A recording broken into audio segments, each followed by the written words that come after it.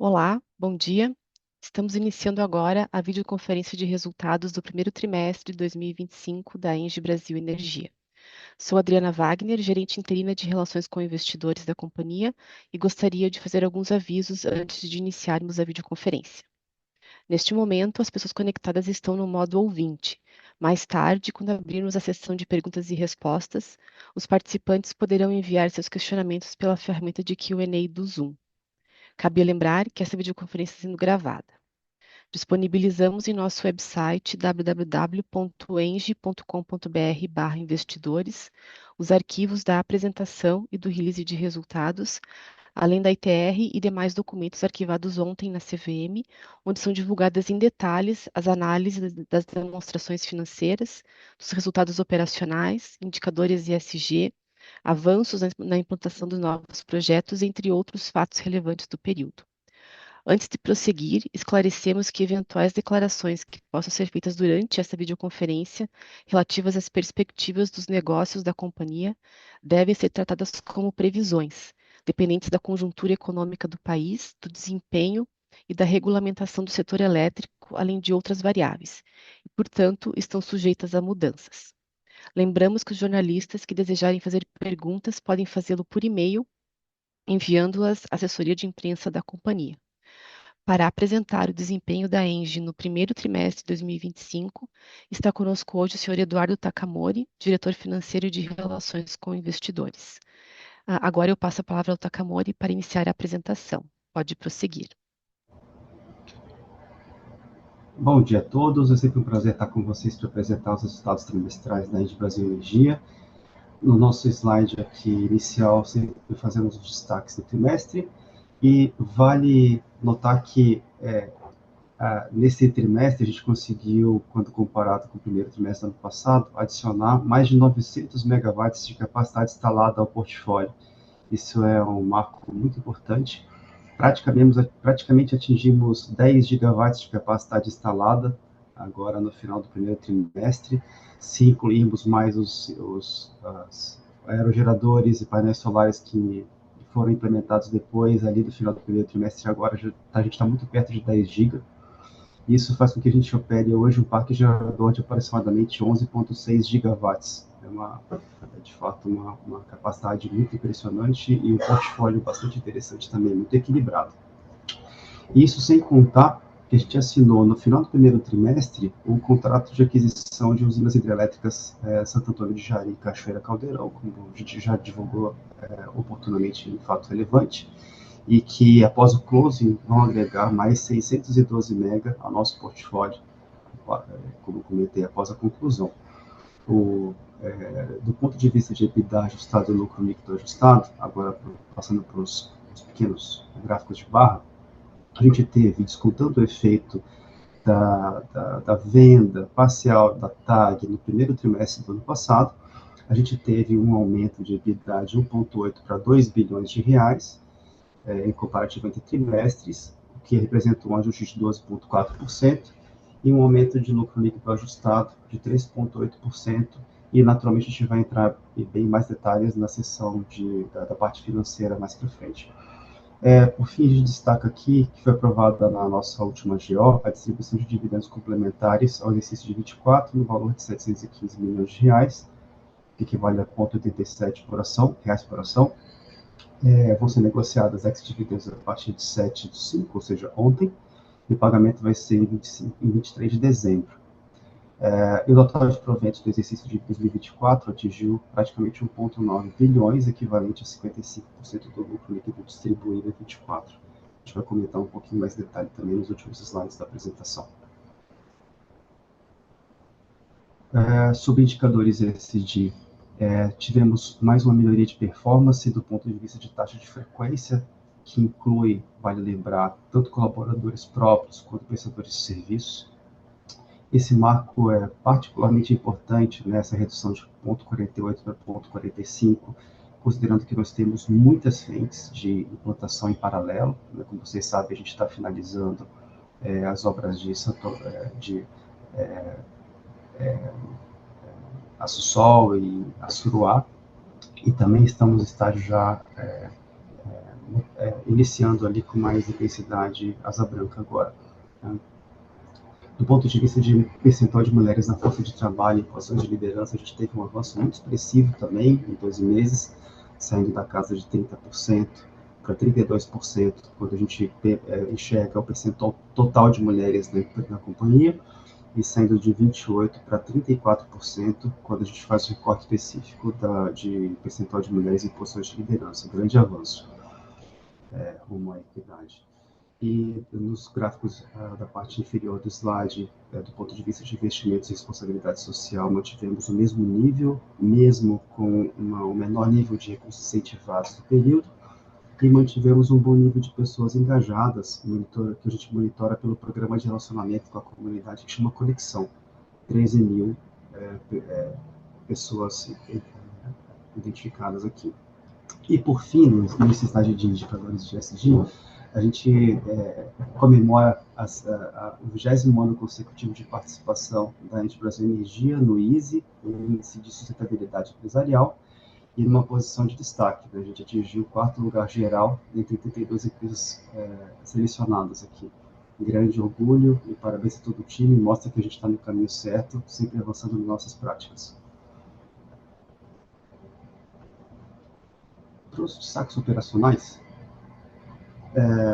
aqui tem um efeito muito interessante, começo pelo gráfico da esquerda, que mostra o nosso portfólio total, produção bruta de energia.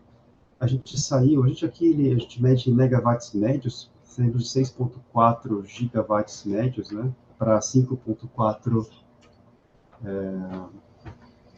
Vou tentar ajustar meu microfone aqui.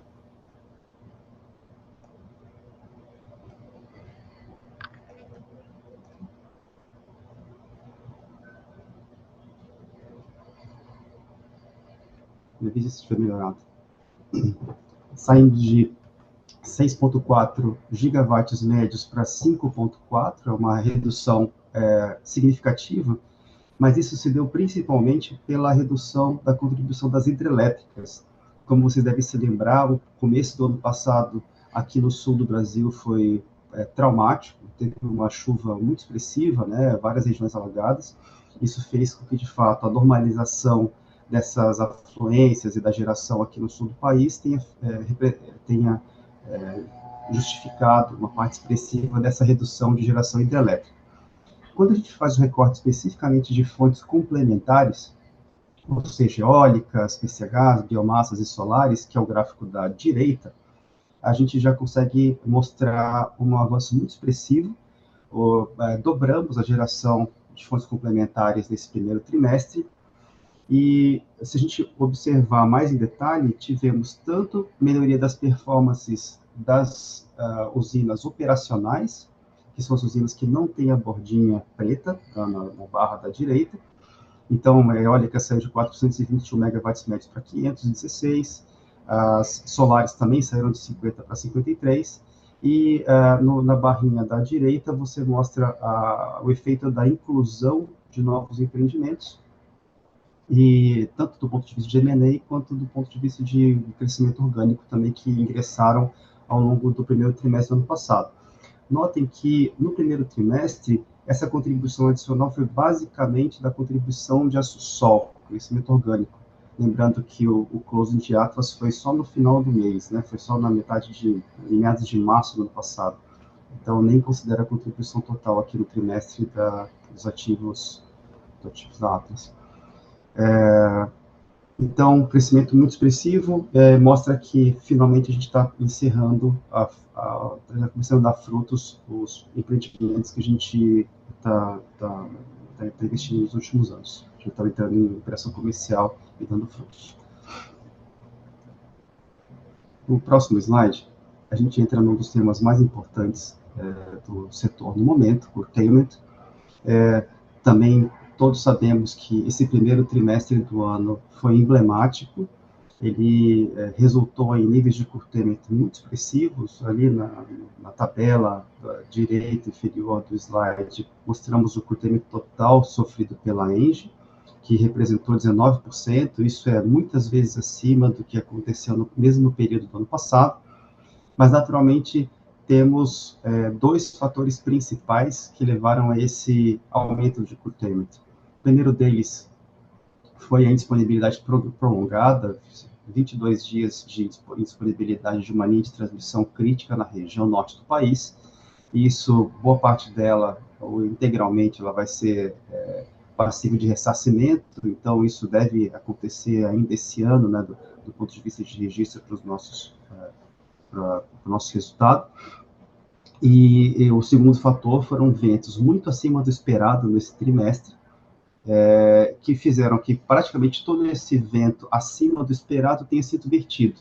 Infelizmente, o sistema não teve capacidade de escoar esse vento adicional, convertê-lo em energia para escoar para o centro de carga, predominantemente no sul-sudeste do país, sul-sudeste centro-oeste. Então, apesar de ter tido esse custeio muito elevado, que mancha de fato essa percentual, né, o valor numérico de curtailment aqui, ele, de certa forma, ele foi absorvido em boa parte, tanto do ponto de vista do ressarcimento, quanto de uma geração que a gente não esperava, sequer esperava. Né? Então, administrável.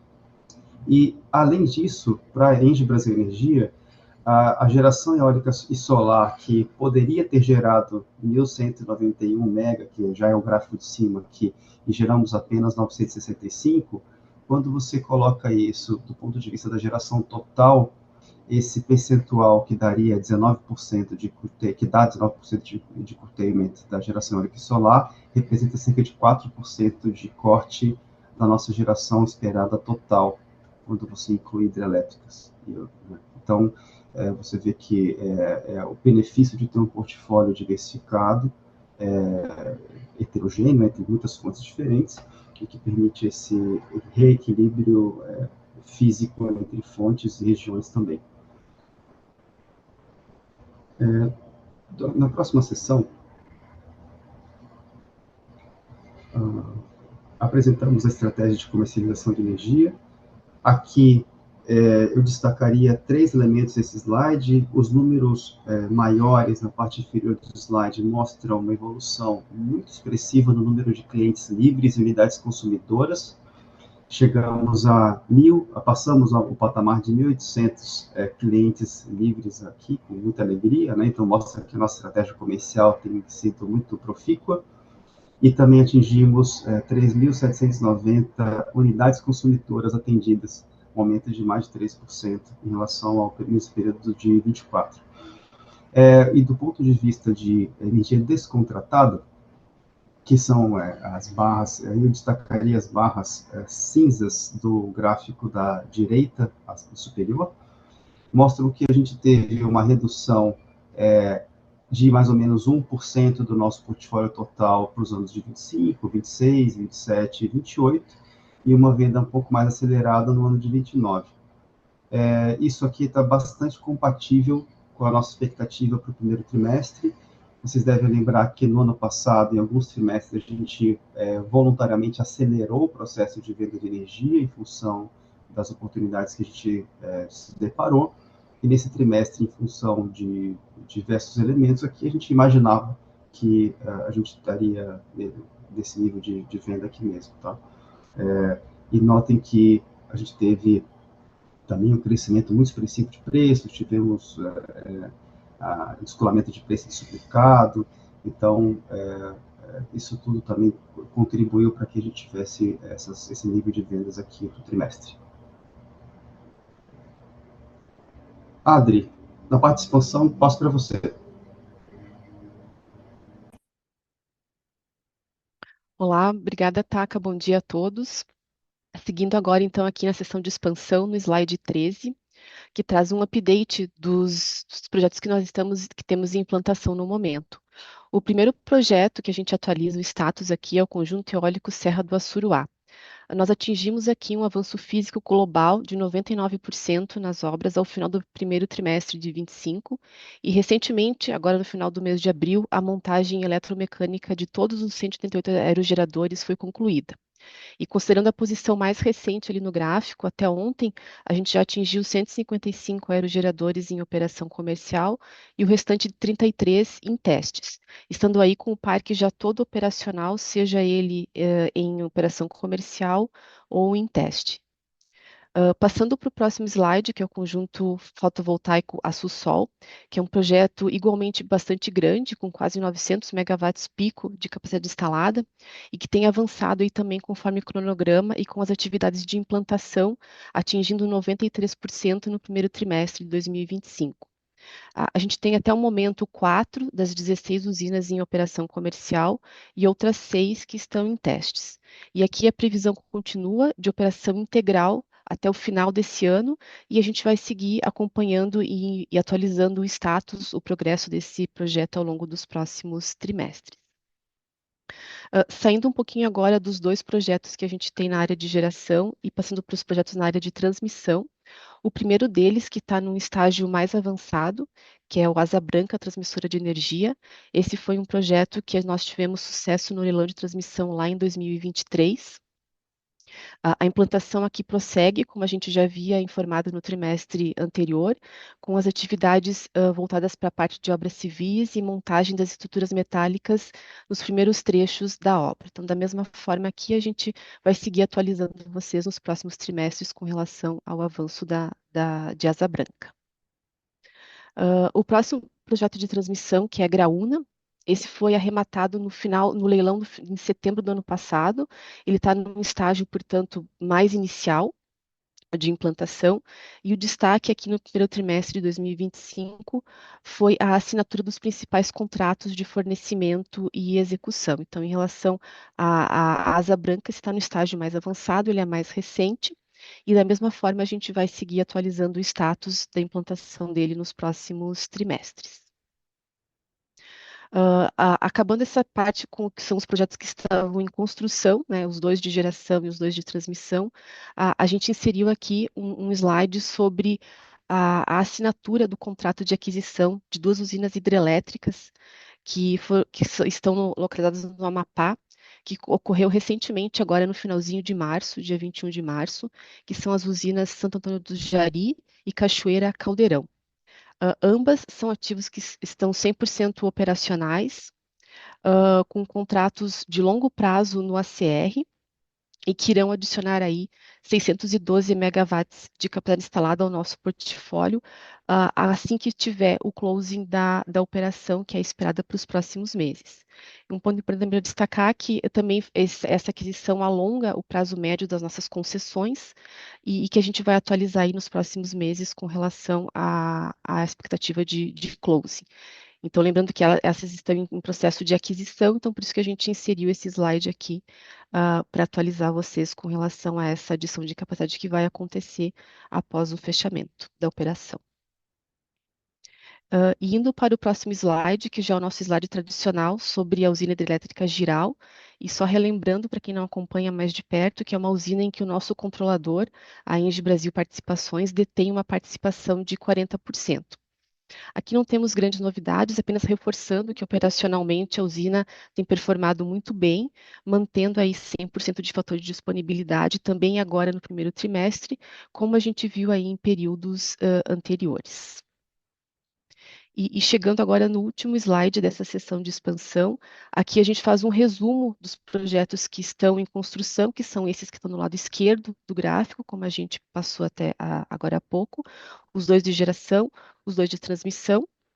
E no lado direito, a gente tem os projetos que estão em desenvolvimento, ou seja, eles estão em carteira, aguardando ainda condições comerciais para que possa ser eventualmente viabilizada a sua implantação. Então, aqui a gente faz um fechamento dessa sessão com os dois lados do slide para deixar bem claro o que está em construção no momento e os que estão em desenvolvimento.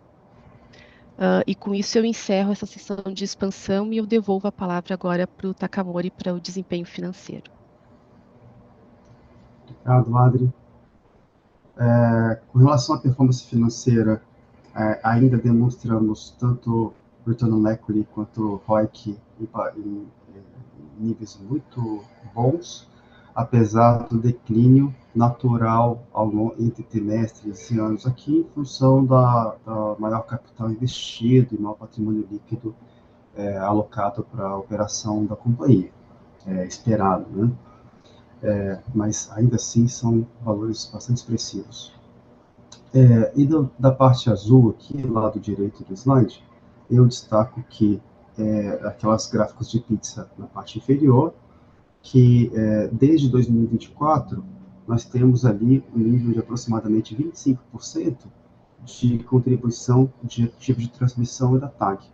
Lembrando também que a gente começou a fazer esses investimentos por volta de 2016, 2017, foi o nosso primeiro sucesso de transmissão, depois adquirimos uma participação na TAG, e hoje isso representa uma contribuição de cerca de 25% do nosso EBITDA ajustado, mesmo após a venda parcial da nossa participação na TAG. No slide seguinte, damos um pouco mais de cor aqui para a receita operacional líquida. Nossa ROL aumentou de 2,6 para 3 bilhões de reais, um aumento de 15,5%.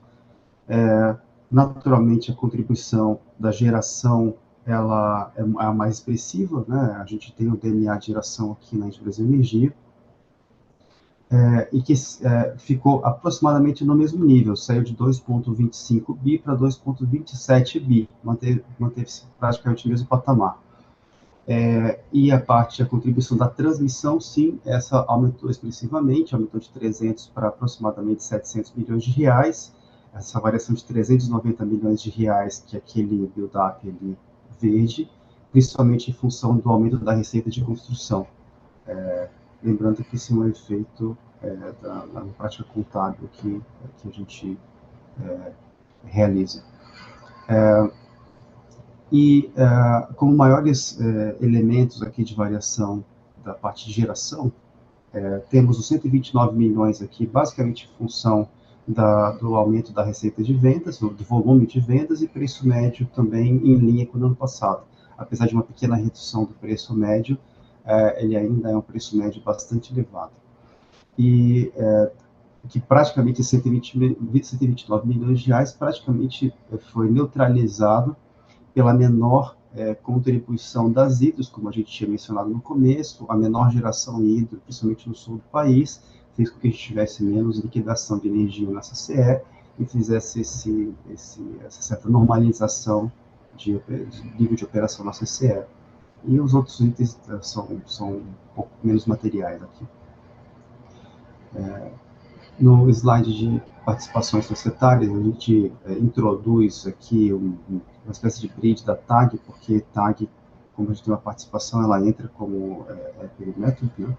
Então, a contribuição para o nosso EBITDA é a nossa participação em cima do lucro líquido da TAG no primeiro trimestre de 25, que quando você vê a abertura aqui, a ROL dela foi de 2,34 bi, após ajuste de todos os custos, despesas e impactos aqui de resultado financeiro imposto aqui, ela gerou aproximadamente 950 milhões de reais de lucro líquido no primeiro trimestre. Considerando nossa participação de 17,5%, gera uma contribuição para o nosso EBITDA de 167 milhões de reais.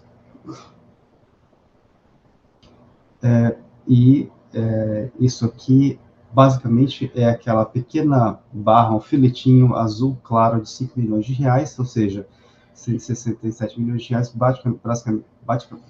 praticamente foi o mesmo nível observado no primeiro trimestre do ano passado. Aqui, agora voltando para o macro desse slide, como a gente sempre faz, a gente parte do EBITDA absoluto, né, sem ajuste nenhum entre períodos, a gente vale fazer os primeiros ajustes de elementos não recorrentes. A gente teve um elemento não recorrente muito importante no começo do ano passado, que foi a conclusão da alienação parcial da TAG. Quando fazemos esse ajuste de 1,35 bi, começamos a observar um ponto de partida mais recorrente, operacional, né? A gente então sai de 1,8 bi e chegamos a 2 bi no ano. Mas, naturalmente, isso tem um efeito muito expressivo dos efeitos de IFRS, basicamente em função do aumento lá das concessões lá de Jaguara e Miranda, e também da margem do processo de construção de Asa Branca. Então, quando a gente tira esses efeitos também não caixa provocados pelo IFRS, entramos nas barras centrais e que mostram uma evolução do nosso EBITDA de 1,67 bi, 1,68 bi para 1,8 bi. Basicamente, a gente teve uma performance operacional que contribuiu com 308 milhões, comparativamente com o primeiro trimestre do ano passado.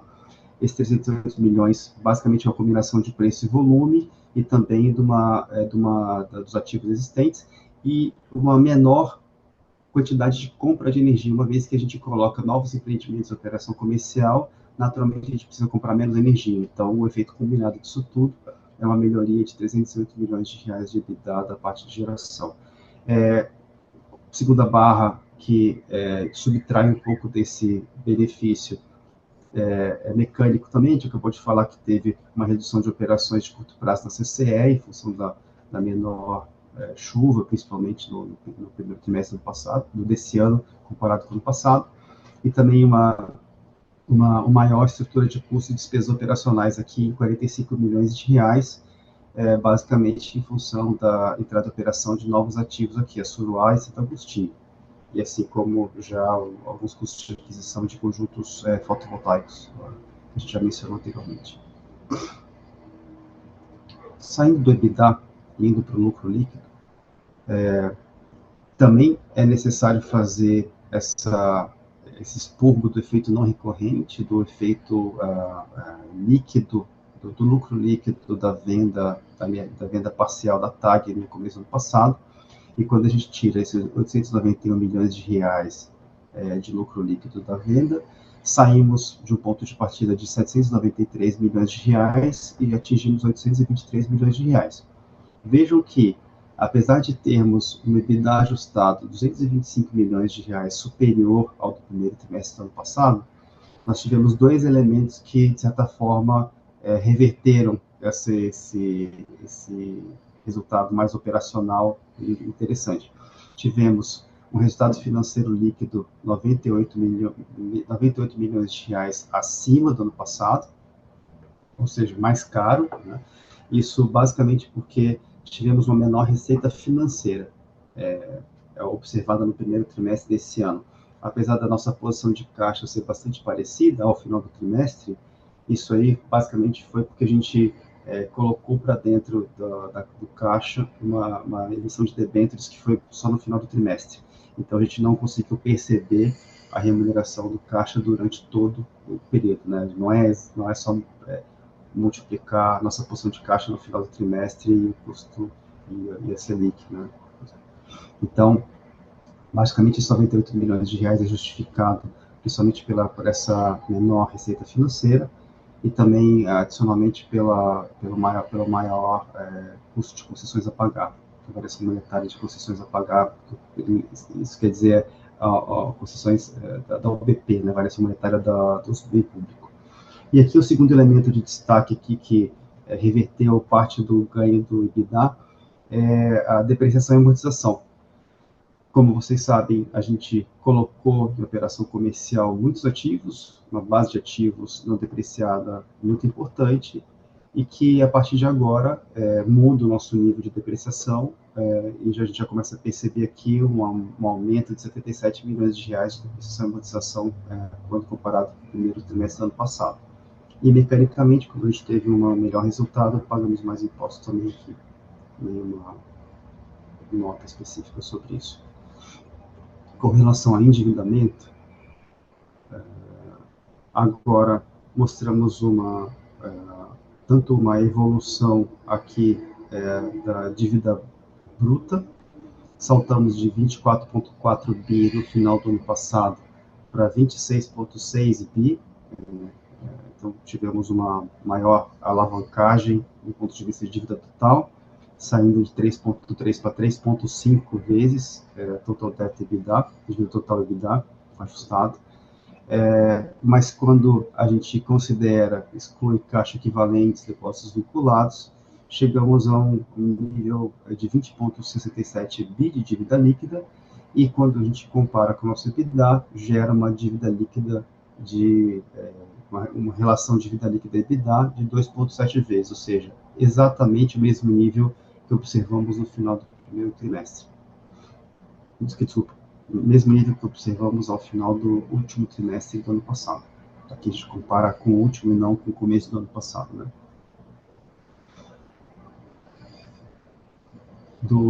Quanto a perfil e composição de dívida, temos um perfil bastante adequado à nossa capacidade de pagamento, geração de caixa da companhia.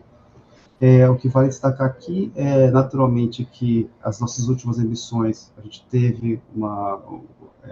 fez voluntariamente uma indexação mais voltada a CDI, em função do custo da dívida atrelada só a IPCA, e também para ficar um pouco mais compatível com a nossa posição de caixa que a gente carrega, tipicamente em momentos de expansão e implantação de novos projetos. A nossa composição de endividamento, que era predominantemente IPCA, quando vocês devem lembrar que isso chegou a 80%, talvez até um pouco mais que isso, agora está em 2/3 da dívida, 66%, e CDI agora com uma participação um pouco mais expressiva de 30%, e um pedaço remanescente de 4% de JLP. O custo nominal da dívida, agora observado no primeiro trimestre, ele está em 11,6%, o que equivale a IPCA mais 5,8%, ainda bastante abaixo do custo da NTNP.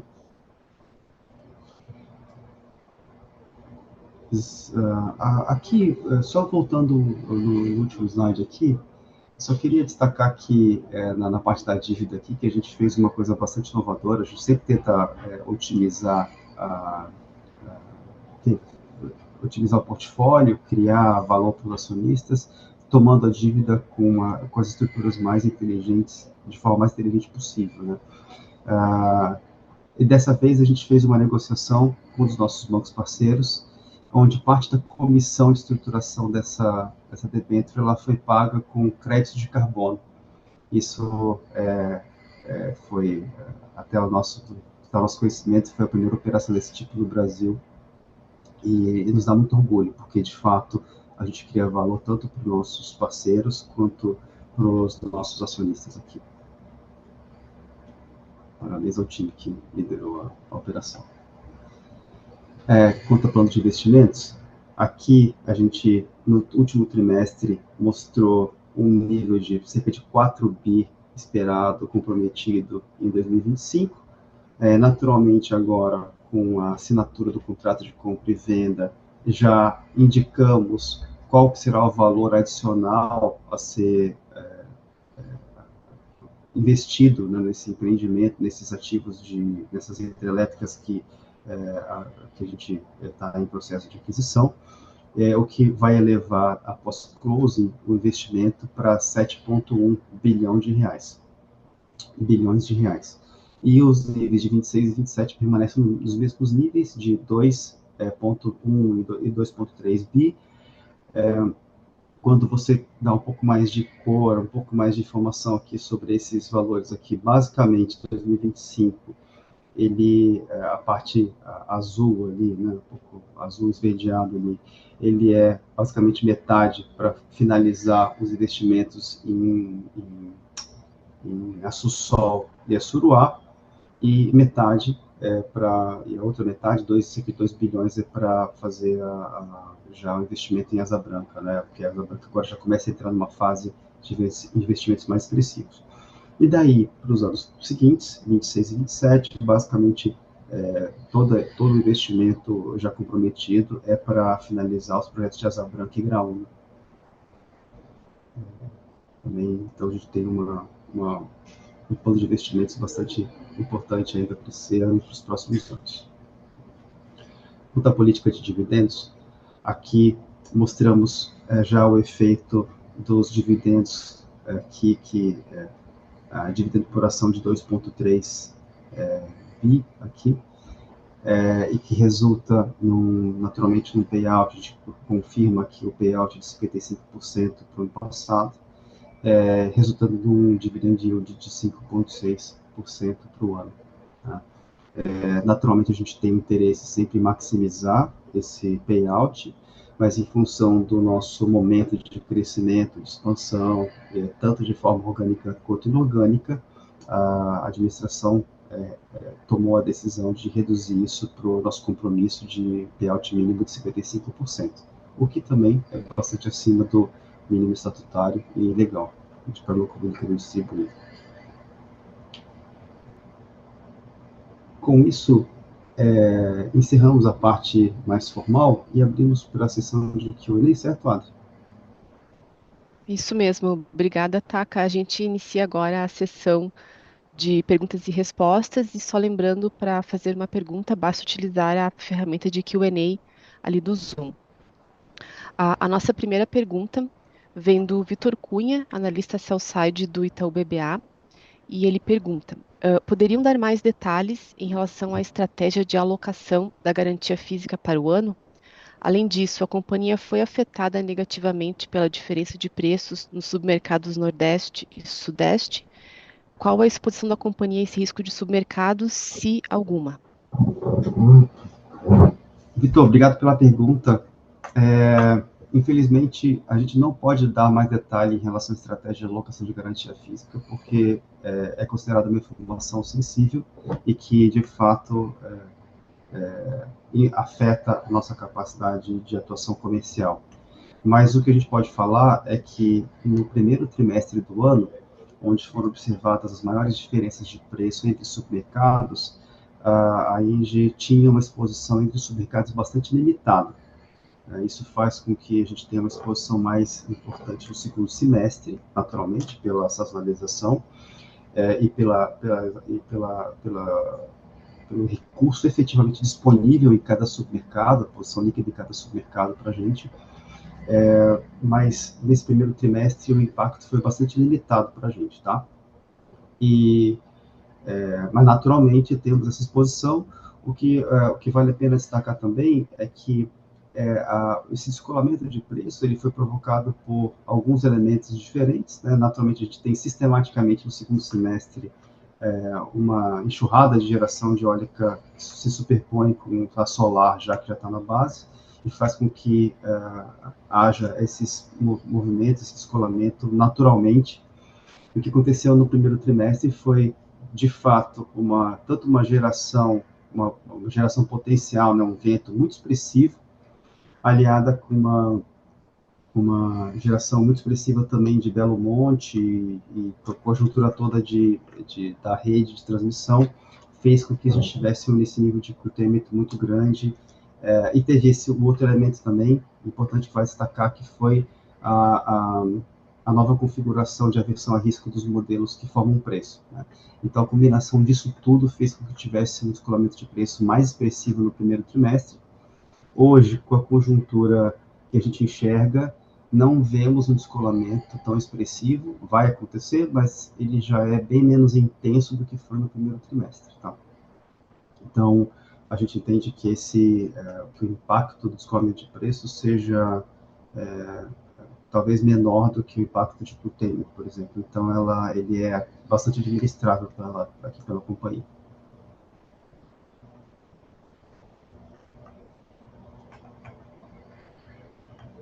Obrigada, Taka. Seguindo aqui com as perguntas, a gente tem duas perguntas de investidor de pessoa física, do Felipe e do Matheus, referente a dividendos. Eu vou juntar as duas na mesma pergunta porque elas são correlatas, tá? Eles perguntam qual o motivo da empresa divulgar os dividendos e não realizar o pagamento após o anúncio, e se eles serão reajustados por inflação. E a segunda pergunta, a questão do espaçamento entre a data com e a data de pagamento dos dividendos. Ok, pergunta justa. Não vão ser reajustados pela inflação, naturalmente, mas aqui a gente tem passado por um período de investimento muito expressivo. Vocês devem lembrar que no ano passado fizemos investimento da ordem de 10 bilhões de reais, que é muito acima da nossa EBITDA, nossa capacidade de geração de caixa. Isso fez com que a gente tivesse que tomar uma série de medidas, tanto para proteger a capacidade de pagamento e não ter um problema de caixa na companhia, quanto fazer decisões, de certa forma, conservadoras, né? E, infelizmente, a gente não conseguiu pagar e fazer esse encurtamento dos prazos. Mas isso não vai ser recorrente, tá? A gente acredita que vai conseguir reduzir essa distância ao longo do tempo. Obrigada, tá? Tá. Pode falar. Oi? Quer Não, complementar? Pode complementar. não. Tá, ok. A próxima pergunta também vem do Felipe, nosso investidor pessoa física, e ele pergunta se a empresa enxerga que a alavancagem está chegando próxima ao seu pico ou tende a crescer dadas as últimas aquisições. Não, ela vai continuar aumentando. O que a gente sempre observa é a nossa capacidade de geração de caixa, nosso perfil de pagamento da dívida e o nosso rating.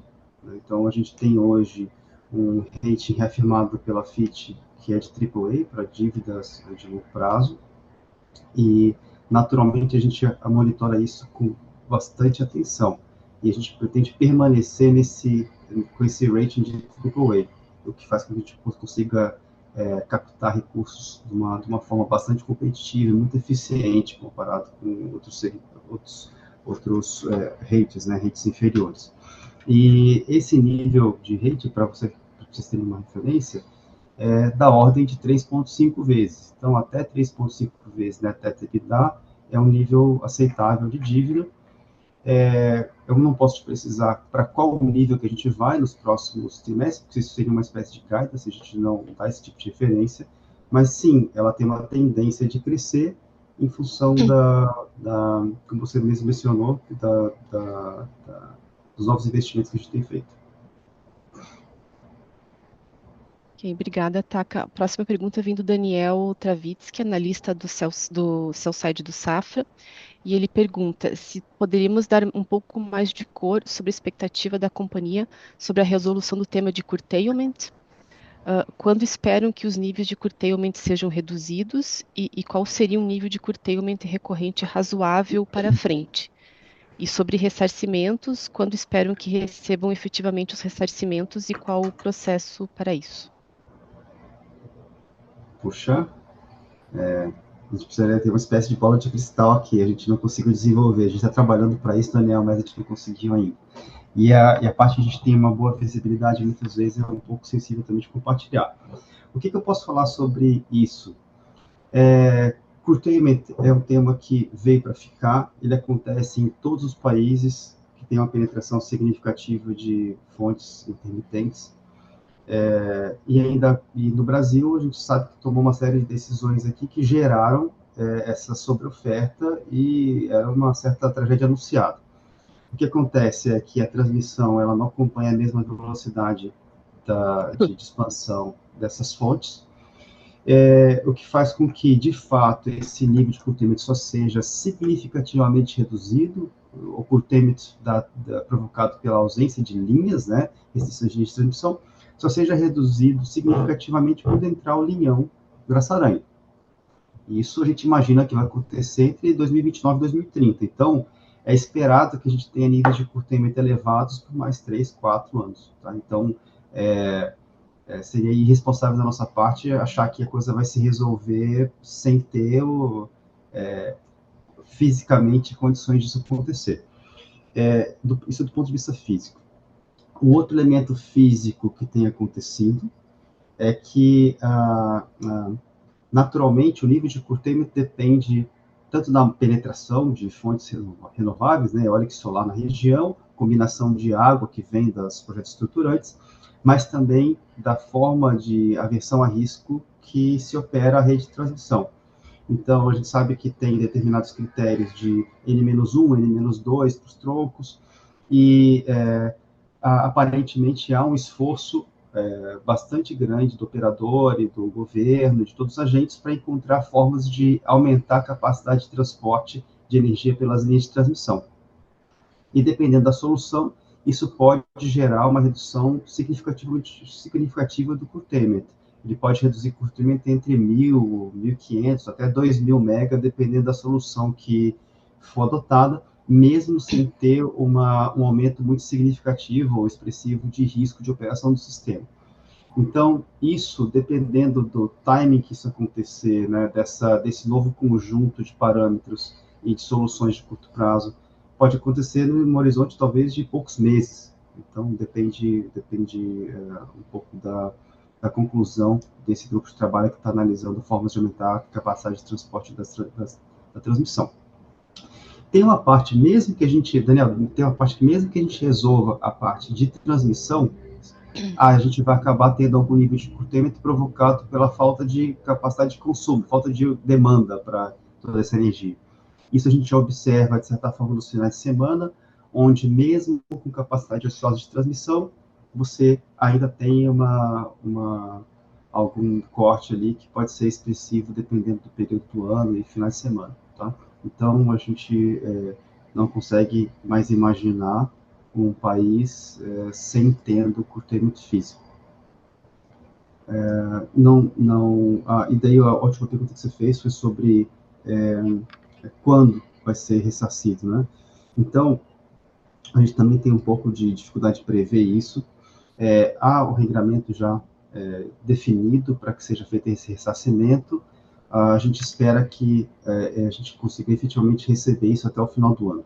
Então, essa é a melhor informação que temos hoje.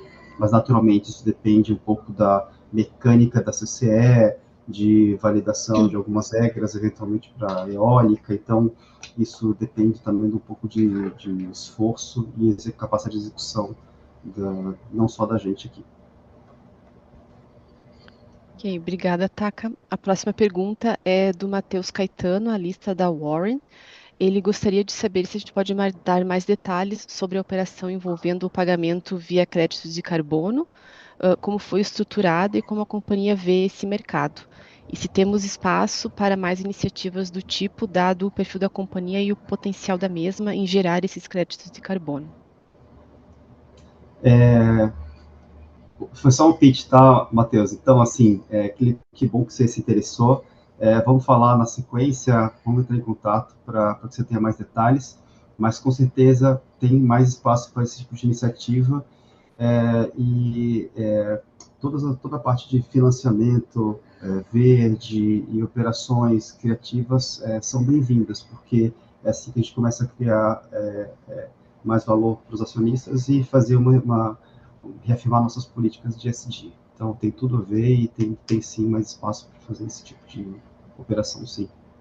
E lembrando, né, a Engie, ela é uma grande geradora de crédito de carbono, tanto dos clássicos CERs, quanto também de IREX, NGREX. Então, a gente tem um portfólio bem grande de produtos aqui e que a gente consegue atender basicamente qualquer tipo de demanda em qualquer escala que seja necessária pelos nossos clientes e parceiros.